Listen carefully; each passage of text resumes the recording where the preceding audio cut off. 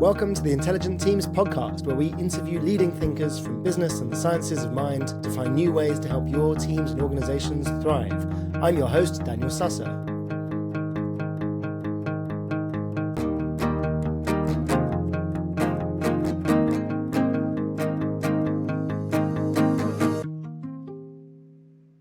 Welcome, Amir, to Intelligent Teams. Hey, glad to be here. Good to have you. Amir, could you introduce yourself to our audience, please? Sure thing. Hey, hello listeners. My name is Amir Atzmon. I combine three vocations, you can call it. I'm based in Tel Aviv, Israel, and I am an international improvised theater performer and instructor. I teach and perform playback theater and improv.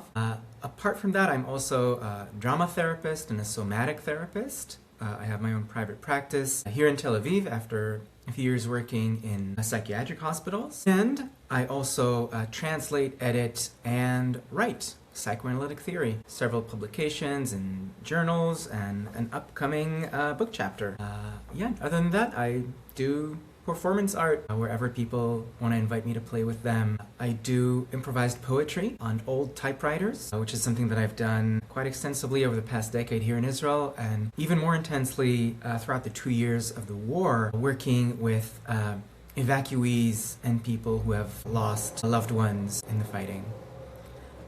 So that's me more or less. Great, thanks, Amir.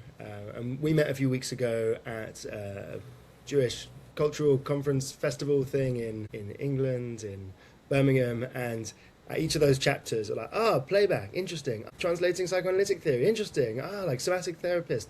I was like, okay, you're coming on the podcast, this is great. So maybe we'll take each of those quadrants or quintrants in turn and talk about what they are, give our audience a little introduction to them, and then think together about what that might look like for a team or for someone working with teams at work in their personal lives or something like that. So why don't we start with playback theatre? What is playback theatre? So playback theater is a very, very unique and beautiful genre of theater. It was developed, I think, in the 1970s by a New York Jew named Jonathan Fox. He was looking for a way to establish a more kind of like communal and community-oriented theater. He wanted to create like an environment where people who are not trained actors could use theater to kind of like explore their day-to-day experiences, their challenges, without, having to buy tickets and going to Broadway, and, for them to have a theater that is down to earth and that serves their needs as a community. And he was drawing a lot on Jacob Moreno's psychodrama, which is a psychotherapeutic approach, which invites people to play together, in the studio, in the therapy room, by kind of like playing out each other's stories, each other's traumatic moments or powerful moments with close like family members or loved ones. And playback coalesced as this ritual where you have the ensemble on stage. Players who are not necessarily trained actors, but just, people from the community. And they invite someone from the audience to come up to the stage, share a personal story, and that story is then played back to them. So you have the players kind of like thinking of different ways to present this story, to highlight the different characters, the different emotions. There's an emphasis on kind of like finding the implicit themes, like which emotions are not openly acknowledged or discussed. How can we, both kind of like deconstruct and dream this story together for this person? And also, how can we reorganize it in different ways that bring out, different elements that might not have been as apparent. And I think the essence is making someone feel seen, acknowledged, supported, and kind of like being like these very, very empathetic players that just aim to touch the heart of the story from a place that that touches their own, humanity and vulnerabilities. So this creates a very, very beautiful evening with different tellers coming up, sharing stories, and surprisingly, it has become a very, very popular form of entertainment in Israel. There are, I think, more playback troupes here than anywhere across the world. There's like dozens and dozens. There are like annual conferences, very vibrant community with people kind of like branching out into playback with dance or playback with just music, different languages, English, Hebrew, Russian, and it's just like a beautiful thing, like a community, like a tribal bonfire where people congregate and share stories and listen to each other and learn from each other. That's playback theater. Great. That sounds beautiful. What attracted you to playback theater? So I started out, I was just like, as a young man, I was really I wanted to be a writer, and I wanted to make people laugh. That was just like one of my sole goals in life. I wanted to make people just, be so funny that people, do spit takes and have like their coffee, come up their nose. And I was working at a cafe in Jerusalem, and one day one of the regular customers asked me if I wanted to join an improv troupe. I did not know anything about improvised theater other than like watching Whose Line Is It Anyway on television. And I joined, this couple of like a ragtag gang of weirdo Jerusalemites. I don't know if people know this outside of Israel, but Jerusalem tends to attract pretty weird, intense people. So like of this group, one person is now like a jazz musician, the other person is another person is a documentary filmmaker, another person creates Jewish-themed role-playing games. So really kind of like a crazy, inspiring bunch. And then we trained for about a year, and then we started performing, and that's how I got into improvised theater, and just like mostly doing comedy and shows. And about, I think, 6 or 7 years after that, after I've established myself as an improv kind of like performer and teacher, a friend of a friend who was like a leading playback theater director at the time just recruited me, just like said, hey, I want you to do playback theater. We're opening a course for people to join an already very successful performing playback theater troupe. And he just kind of like plucked me into that, and that was about 10 years ago. So that's how I got into both improv and playback, just the universe inviting me to do things. It's interesting that you said it's become a very popular form of entertainment, because I see this, when you were describing it to me at first, as this really, sensitive, quite personal moment. Like a few months ago we had Zita Tulia Hikayo, who does systemic constellations workshops, and it's one person, group of people. It's very much like a closed group, and you sort of explore an issue together, and it's very sensitive, deep questions and all that kind of thing. And then it's like, now it's entertainment, and it's in front of hundreds of people, and my sort of sensitive story is being rolled out like that. So can you share a bit more about that dynamic between it being something that, with origins in the psychodrama therapeutic world, and you come to it as a therapist? I don't know if you bring extra therapeutic angles when you do playback, versus it being this entertainment mode that is there to. So I think I can give you an example, like one of like a very, very meaningful moment for me as a playback facilitator and performer. So I think, first of all, there's something about Israeli culture that is maybe more open than a lot of other cultures or societies. It's a small country, it's a traumatized country.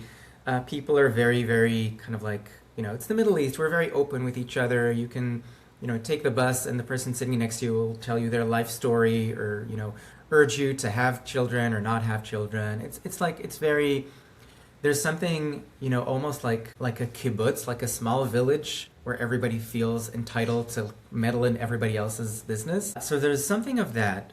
And also I think because living here is very, very, very emotionally overwhelming, people really enjoy being able to share intimate moments or dilemmas in such a setting. Usually these are not like huge shows. Mostly it'll be like in smaller theaters, let's say up to like 80 people, 100 people in the audience maximum. It's like more intimate. And it's also used like, there's a lot of like, high school graduation events or companies or, government organizations where it's seen as a way of like, both processing, like people bring playback shows to like the end of year at a company. This is what we did this year, and we can use, playback as a way to share the stories and process. Or, just like, hospital teams, really every group of people who wants to do something that's entertaining and meaningful, they would get playback theater. And I think from that it just became something fun that you would go and watch, because it's heartfelt, it's moving, but it can also be very, very comedic. And I'll give you an example of a few years ago, my playback theater troupe was invited to do a show for the social security services here, who have a special branch dedicated to supporting people who lost loved ones in terror attacks.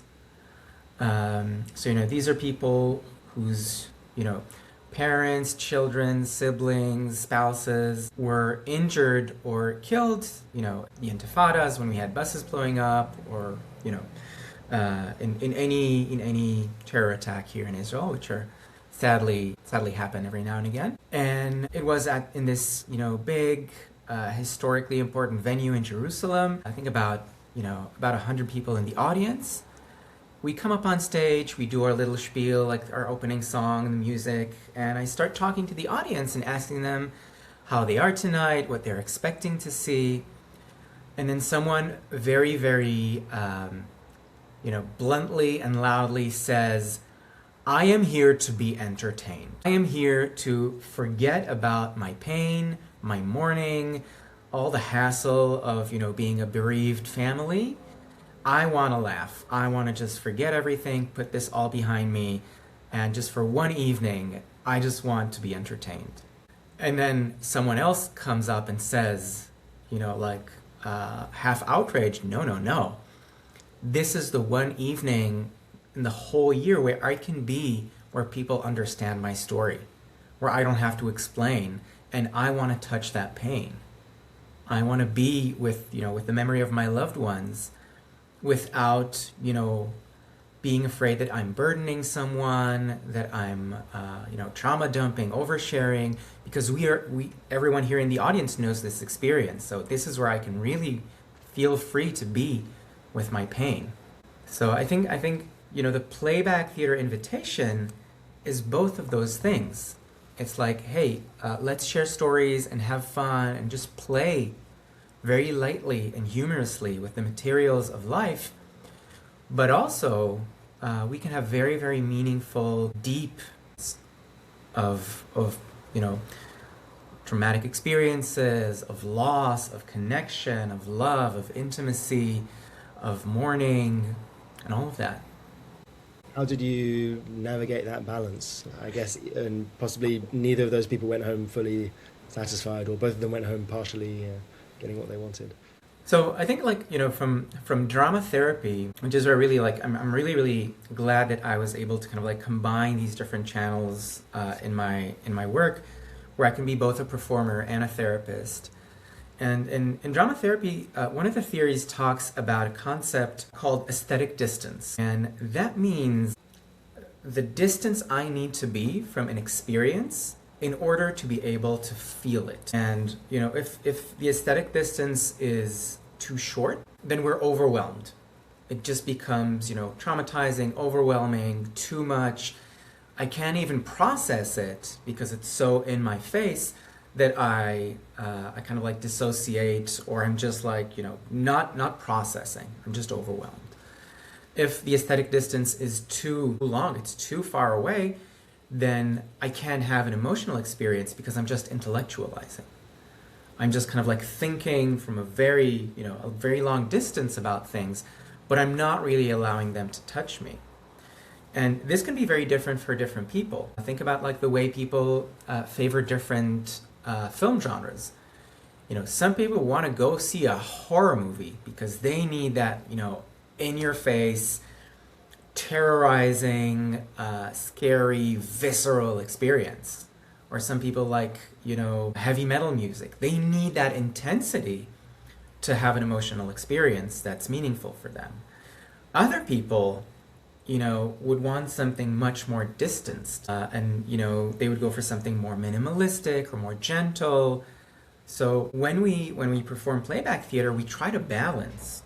And what we did in that show is that we did like an opening number that took, different anecdotes that the audience shared in the beginning of the show, and we did some things which were more distanced and thus more comedic, and some elements that were less distanced and more heartfelt and more touching on the pain more, but also in a way that let the audience know that this is not about sticking it in your face. This is about still wrapping it in art, in artistic expression that creates enough of that distance for them to be able to be with it without feeling, oh, this is too much.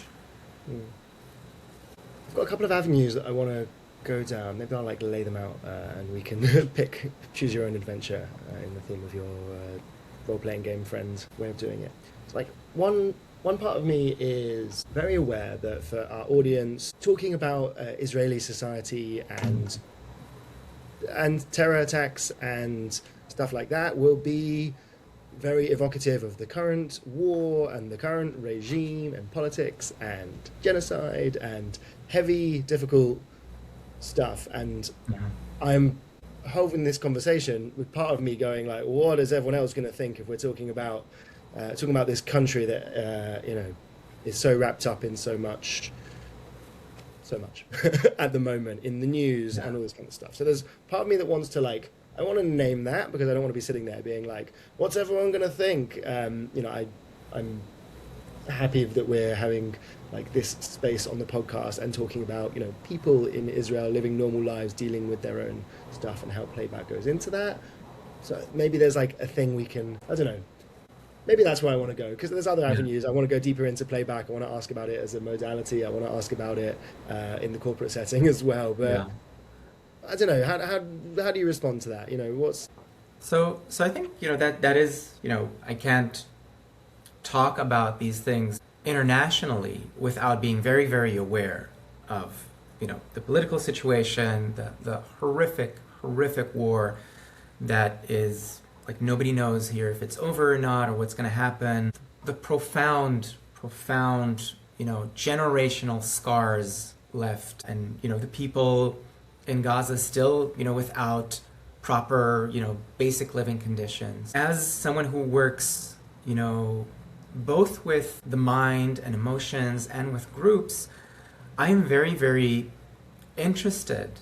And, I try to understand with all the different tools at my disposal, what the fuck happened to my country and my society. And we can talk about that, from the perspective of various, group analytic theories or, my experience in meeting people in Israel and the way that they think and experience things. And I think that there's something about, the extent to which Israel is a traumatized society.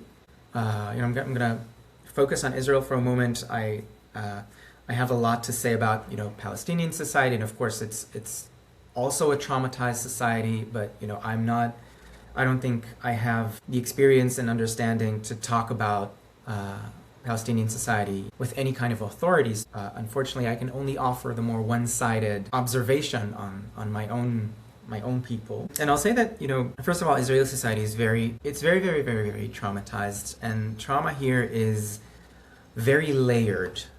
So you have, of course, just the underlying narrative, which is very, very intensely exploited by right-wing leaders and cultural figures, that Jews have been persecuted, envied, and just from time immemorial, the Jews have been the best people, the chosen people, the most moral people, and everyone else is just like jealous, and because we're such amazing, smart, gifted people, every other people on earth hates us and wants to destroy us because we're just so amazing.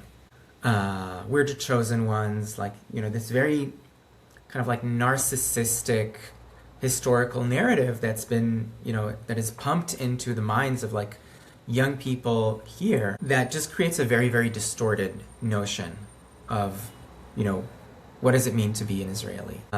And so there's just Jewish history in general, leading up to, the events that preceded the Zionist movements, persecution in Europe, up to the Holocaust, which is very, very palpably felt here still. We still have, living survivors. A lot of people have intergenerational trauma, because we know, like, we speak of, second generation survivor trauma, third generation survivor trauma. There are still people carrying the pain and, the defense mechanisms of their parents and their grandparents. And it's I grew up, my grandfather was born in Germany. He came to Israel when he was 16, I think, in 1938. Other than his sister, he had lost his entire family. And he was a very important father figure to me. He pretty much kind of like raised me. He never talked about his experiences. But I can't help but wonder, he was a very like silent, introverted, gentle man. And I wonder what part of his,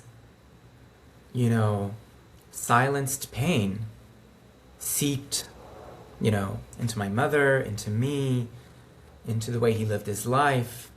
That's not just something that you can, get up and walk away from. And that's something that is touched, contaminated so many families here. So, all these layers of trauma, and they also intersect and interact with each other. And on top of that, all the wars and like the intifadas, like the Palestinian uprisings. I grew up in Tel Aviv, where when buses were blowing up, and I lived right in the city center, and that was part of life, just buses blowing up. So much trauma. And I think that the complicated thing about Israel is that, as we know, trauma can create a victim mentality and a sense of, moral high ground.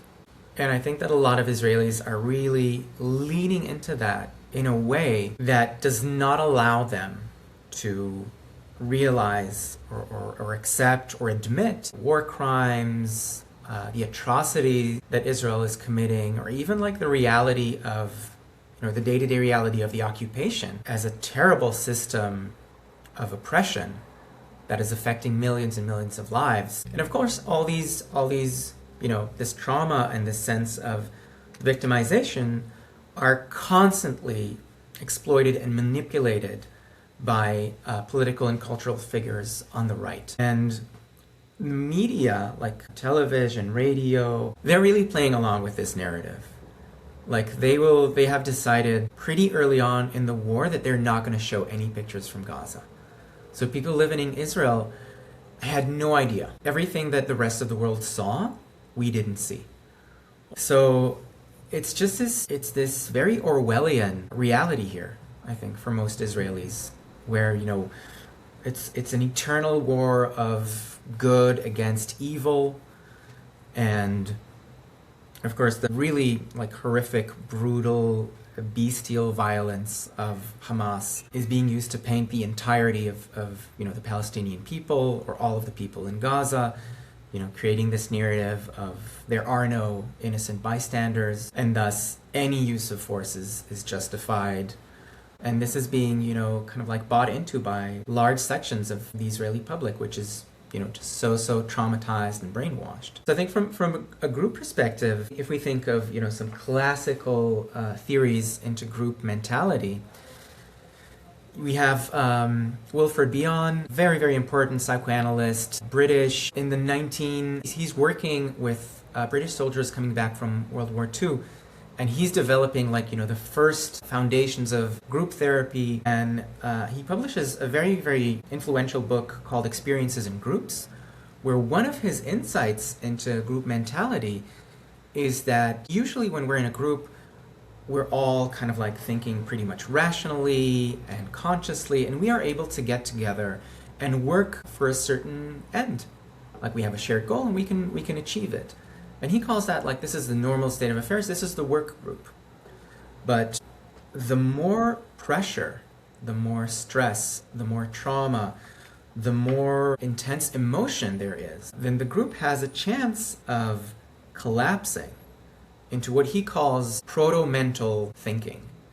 So instead of thinking rationally, and you can see kind of the roots of this argument in Freud's writing about groups and mob mentality, and he's drawing on writings and from the end of the 19th century, people writing about the masses, what happens to you when you become part of a mass of people. So Bion is identifying collapse to mostly unconscious, mostly irrational types of behavior. And one of the things that he's postulating is that, we have these fight, flight, freeze, physical instincts that we have.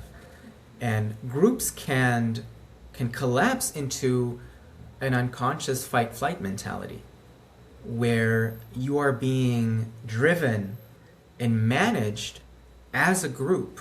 Your whole outlook as a group becomes, we now need to fight or flight. It's black and white, it's us and them. There is no avenue for rational thinking, for details, for complexities. It's just us and them. The second type of collapse that he describes, he calls it dependence, where the group feels itself to be so threatened that it's helpless and it's passive, and it endows its leader with omnipotent and omniscient powers. And I think to a large extent, a lot of the traumas in Israeli society have created, Bibi Netanyahu as this kind of leader, where a lot of people, we call them Bibyists in Israel, really think of him as he's the anointed king, he's the Messiah, he's the one who's going to make everything better, despite, plenty of proof to the contrary. So I think what happened to us as a society is that we just completely collapsed. October 7th was so triggering that we lost our ability to think clearly and just became led into a unnecessarily brutal war. Thank you for sharing all that, and especially from your own family and your own experience. I know it's not necessarily an easy thing to look at, and especially with the unspecified eye of the podcast audience who you don't know and who I don't know. What I'm interested in because I think we could probably talk about this for a couple of hours just on this topic, but then someone might reasonably ask, what's this got to do with intelligent teams? Maybe we could see, as the most prominent example maybe of what you call a society that is in some ways collapsed and traumatized, and as this kind of organism that is Israeli society, given all the traumas and wars and awful things that have happened to people living there and in the surrounding places, and and all the things they've been embroiled in. We now have a situation where we have a society that is struggling in all these different ways, and maybe in response to that is birthing all of these more therapists per capita in Israel than you can imagine elsewhere, which is both a privilege and also it's just an interesting thing to observe, or there's something that comes out of that we can look at. And I guess,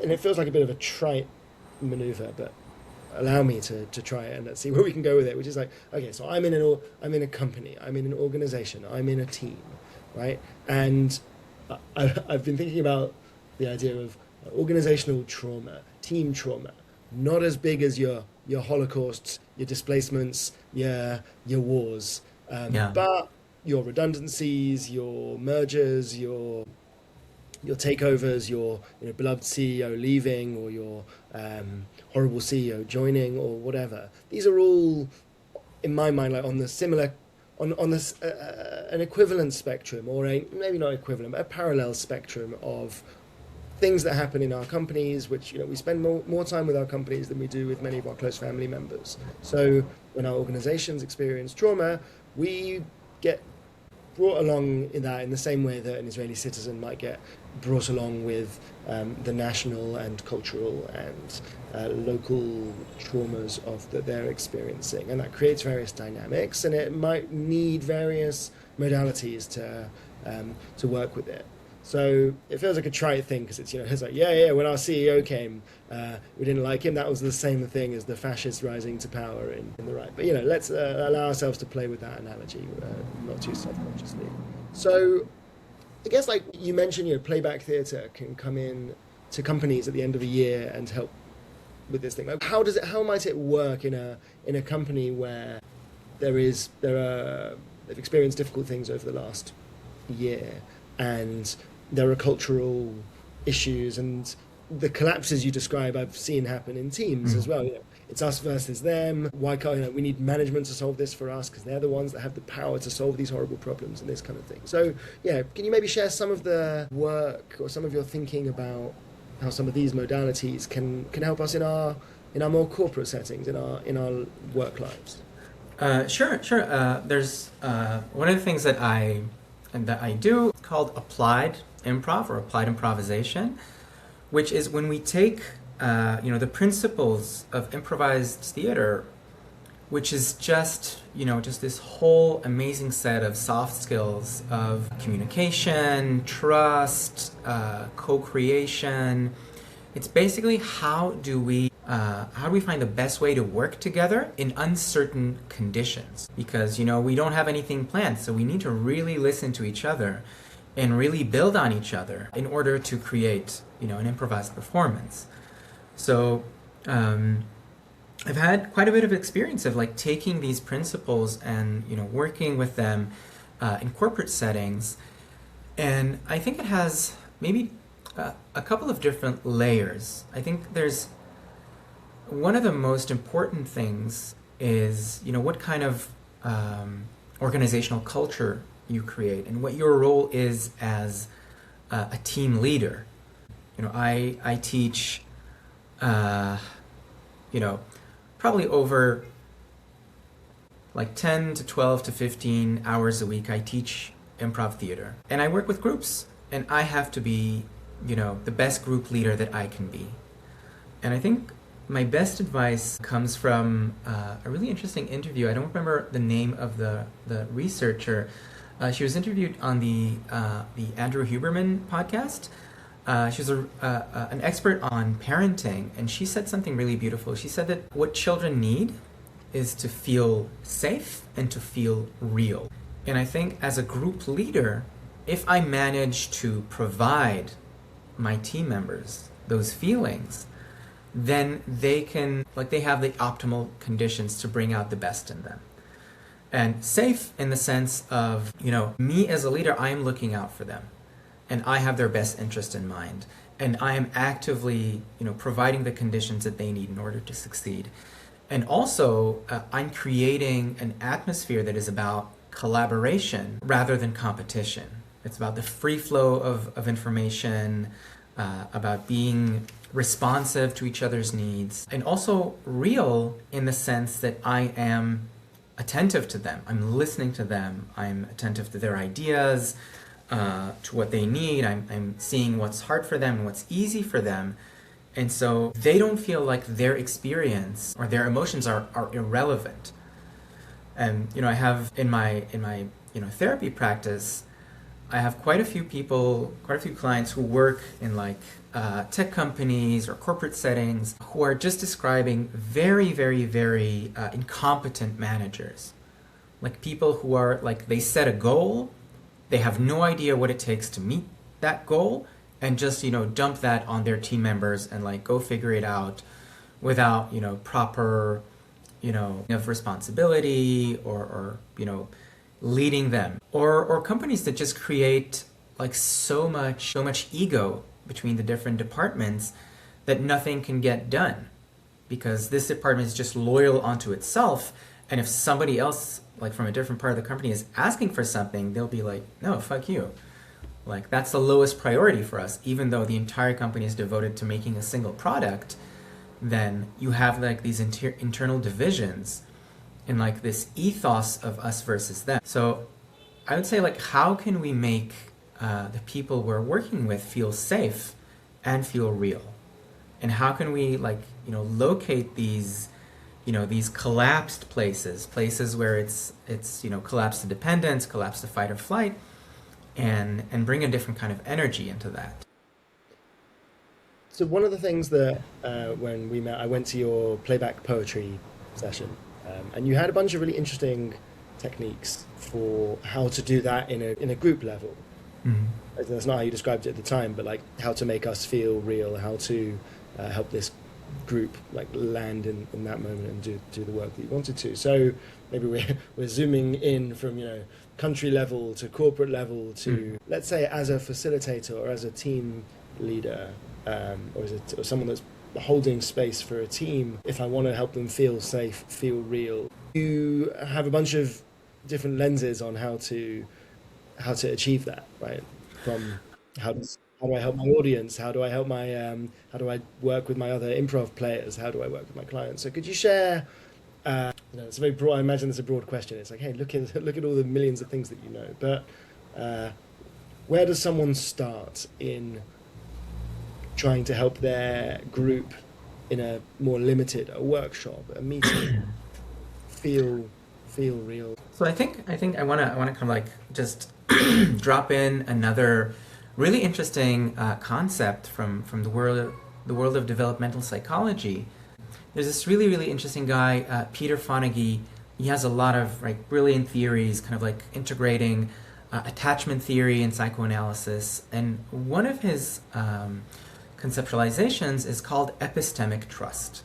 And what that means is this is the sense of I can learn something meaningful about my experience from this person. Like usually this is something that emerges in relationships between children and their parents, or children and like various mentor figures like teachers or like other family members. And there are different, what he calls cues, that indicate that this person is safe and good to learn from. And it can be things like eye contact, like tone of voice. And I think it's basically, when I'm facilitating, I try to model presence, attentiveness, receptiveness.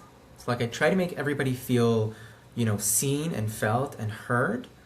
And also I try to model like a playfulness, a calmness, a sense that, we're just exploring and experiencing and there's room for everything. And, I think with eye contact and with tone of voice and just like with facial expressions, you can really make people feel seen and attended to without doing a lot. Just kind of like attuning, even for a split second, to where they are can give them, the sense like, all right, this person has taken me into account. And something about their presence is calming to me, and I can, I feel safe to play or explore because I know that, there's somebody here who's like watching and holding this space.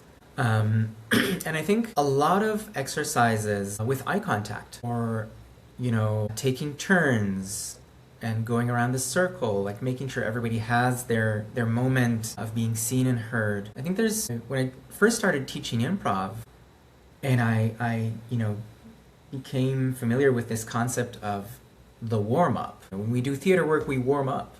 And in improv, the warm-up is physical and it's also mental and emotional and social. And I thought about, all the other learning environments that I've been in for, decades of my life, elementary school, high school, university, professional trainings. And in all those spaces, people very rarely use warm-ups.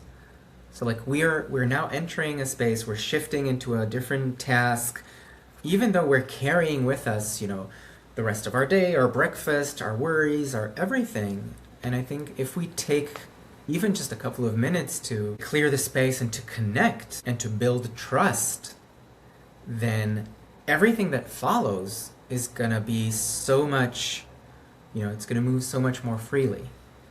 And I think I'm not a dog person, but I have a friend who's like really into dogs, and she she told me that like the reason that dogs can get really, barky at each other is that, when strange dogs come across one another, they have this ritual that they need to do to make sure that the other dog is not a threat. They kind of like, they sniff and allow each other to be sniffed. And that's how they know, all right, that like, all right, we have this protocol for knowing that like this dog is not threatening. But a lot of people don't know that, so they will not let their dogs do that, and then the dogs they're very, very anxious because the protocol has not been performed yet. Yeah. And I think it's the same way with people. Like, why do we have handshakes? Why do we have, hellos? This makes us feel, on a very physical, biological, cave person level, wait, there's a strange person here. Can I trust him? And if we haven't done anything to assuage that anxiety, that concern, then people are just going to be on edge, even unconsciously. The opposite of kill or be killed. It's sniff and be sniffed. Yeah, because it's not just you doing the sniffing. You have to allow the other person to see that you're also vulnerable. What might that look like? So, I'm running a meeting. I've got an hour and a half with these people. Maybe we're online, which adds a different set of constraints. Can you share some ideas for warm-ups for how to allow my team to sniff and be sniffed? So it's been a while. Like we used to run so many online improv jams during COVID. It's been a while. Well, maybe we start with like how to do it in person, and then we can adapt it. But some of those ingredients for a good win. I think anything that would allow people, I think if we're in a group, we want to do two things. We want to make sure that people have entered the group, like feel that like, all right, I have a stake in this group. I've presented myself to this group.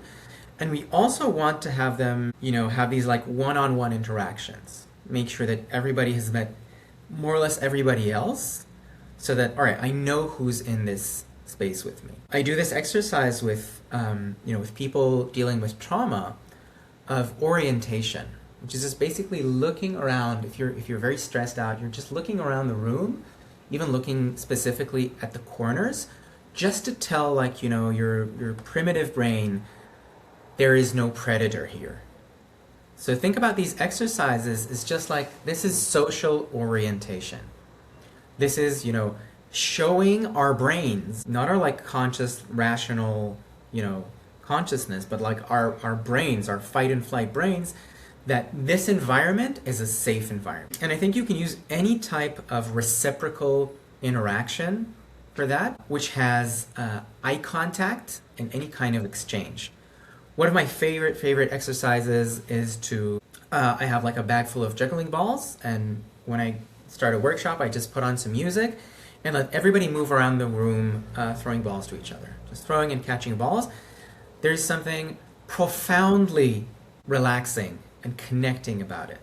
Like we've done something together, we've made eye contact. I gave you something, you gave me something. Now we're ready to work because we've engaged one another fully. So I think anything that, kind of uses those same elements, going around the circle, passing a clap, passing a word associations, even just like I'm sharing something about my day and I choose who's going to be the next person in the circle to do that. Saying my name and, something that I like, which is a vulnerable thing to do. So anything that, I feel like I can put myself, like I've put a stake down in this group and I've interacted. And there's like really tons and tons and tons of ways to do that. And another thing that you can add is have the group kind of like acknowledge in any kind of way that, your contribution is seen and appreciated. I love that. So there's a set of a few different sparks for me because we do, in meetings, we'll do a check-in, right, which is, I think it's super important. It gets everyone talking, shows everyone that the tech is working, gives everyone a chance to have a voice, it gives everyone a chance to relax a little. But also, as a connoisseur of these things, like what makes a good check-in and a bad check-in? Like for some reason, there are some that don't work or they just feel routine. But I think the idea, I like all those ingredients you mentioned. So something reciprocal, acknowledgement from the group is nice. I know that when I've been in workshops where you say a thing and everyone goes, thank you, it feels very different from just, now let's go around the circle. Yeah, the idea of giving and receiving is interesting. It's a really good, there's a practice that I do, which is, instead of the facilitator asking, right, now you, now you, now you, now you, asking the participants to choose the next person, that gives really good language as to why that works. It's like you're giving each other something. You're choosing the other person, other than the last person who gets chosen by default. But that's fine. It's it's an interesting way of thinking about it. And the improv world is full of ways of doing that really effectively and quickly, right? Yeah, I would add, like, one of the things that we used to do when we did stuff on Zoom is, like, have someone, pick an object in their, in their space and say something about themselves or how they're doing through that object. Like, I have a glass of water, and then I can talk about, I'm having a clear day. And then I can kind of, like, do this thing of, like, passing my object to you, and you just pick it up as, like, a different object that you have. And that's just, like, a moment of synchronicity, which is another really important factor for creating, trust in groups. Anything synchronized that we can do is going to, create this sense of safety for us. Like a kind of dance, like we dance in synchrony, and maybe we should we'll hit similar parts of our brain bodies if we could do our corporate check-in meeting things in synchrony. It hits the same. Yeah. Like even just taking like 3 deep breaths together, like stretching together, have, everyone like lead just a stretching movement. And also, like, one of the things that I use a lot is that after each person has spoken, I, as the facilitator, will acknowledge them or, like, add something onto that like, provides recognition, maybe add some creativity, some humor.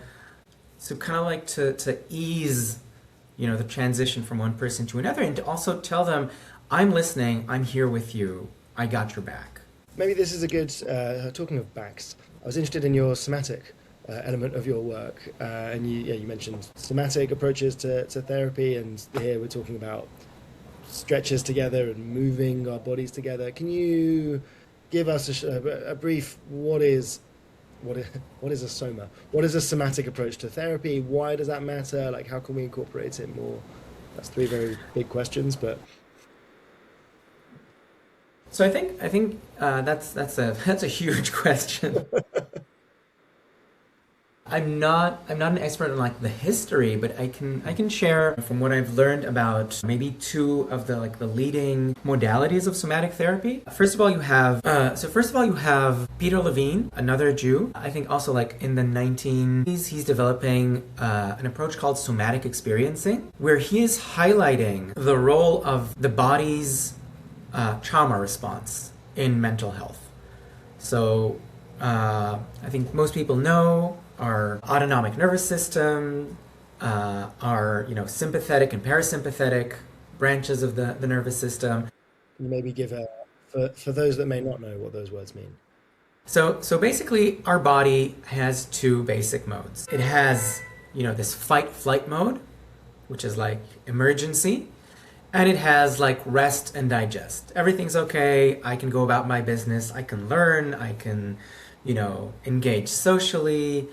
I can, go about my business. If I see a predator, if I see danger, then my body switches from the parasympathetic system, which is the rest and digest, that everything's okay, the normal state, into the sympathetic, which means now my body is completely devoted to getting me as much available energy so that I can either fight or run away.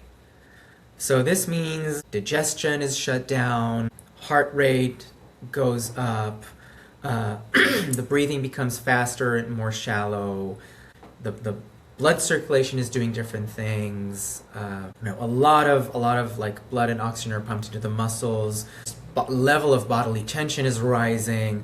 So I have all this energy at my disposal to use it as I need to in order to survive. what Peter Levine kind of like discovered is that a lot of times, because as Western individuals, we're very, very dissociated from our bodies. And our bodies are very like, they're carefully monitored.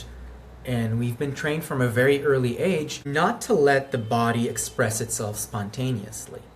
So what happens is that we usually, after we have a traumatic experience and our sympathetic system has been activated, we don't allow it to go through the process of finishing its activity. In order to do that, and we can see that in nature, they give the example of like, an antelope and a tiger and a savanna or a lion. The antelope, notices the predator, kicks into, sympathetic activation, all this energy pumping, manages to run away.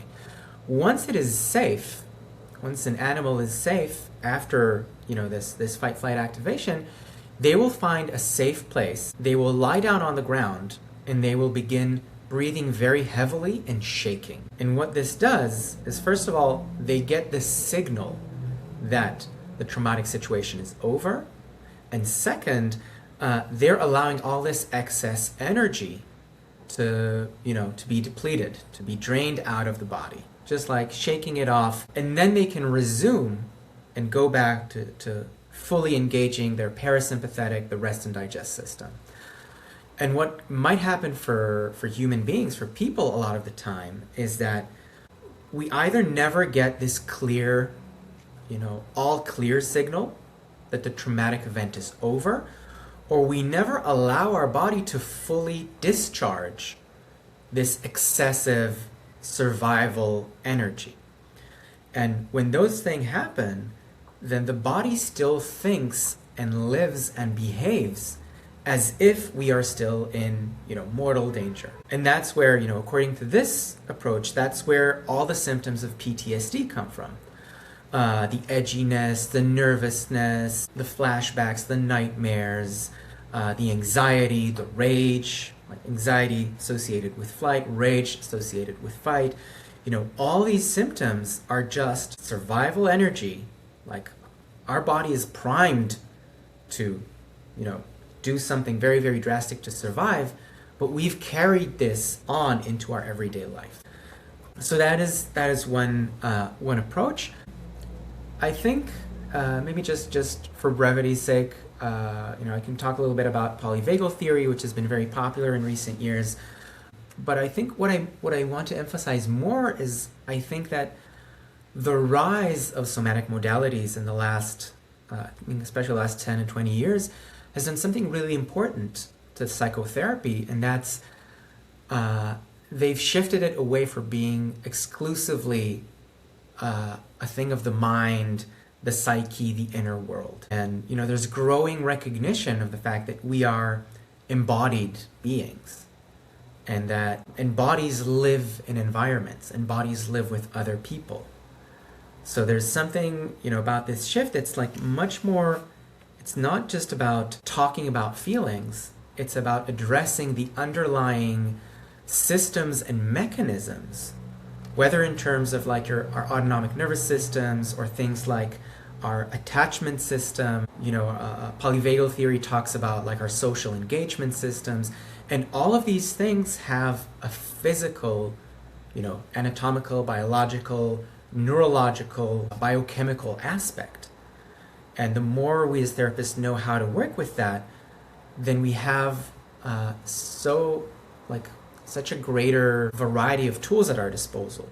And sometimes just talking about things is not enough. And that's when you have to introduce things that are more, all right, so where is the body holding this trauma right now? And how can the body help us release it? Yeah, I think my interest in this is then, and how can we do this in our work settings, right? Because maybe we're probably not working with trauma in the same way in our software teams.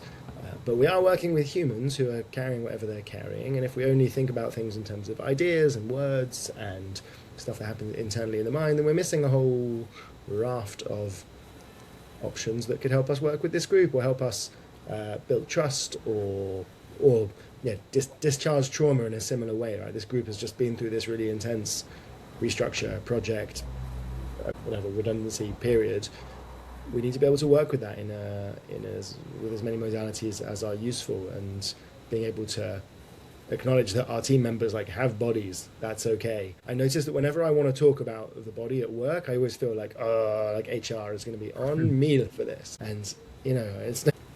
And just to reassure people, we're not doing anything that we shouldn't. But just even saying like, what does this feel? What's happening in your body right now? Like, how do you know that you're feeling stressed? Like, are there any sensations? The word sensation for me feels controversial, and there's so much work to do to like be able to bring the corporate entities or the corporate culture towards. So I think like one example I can give, which is very, very basic to the extent that people don't usually think about it. Even think about the size of your meeting rooms. Like, are people cramped, or do people have space? And sometimes just like if an environment is too cramped, even like at a subconscious level, people will feel more on edge because they feel like they have to fight for their personal space. So just even like minding, the fact that people need, or like if the group is too big, like the bigger the group, like our brains and our bodies will process that differently, because we need to work on very different levels of intimacy.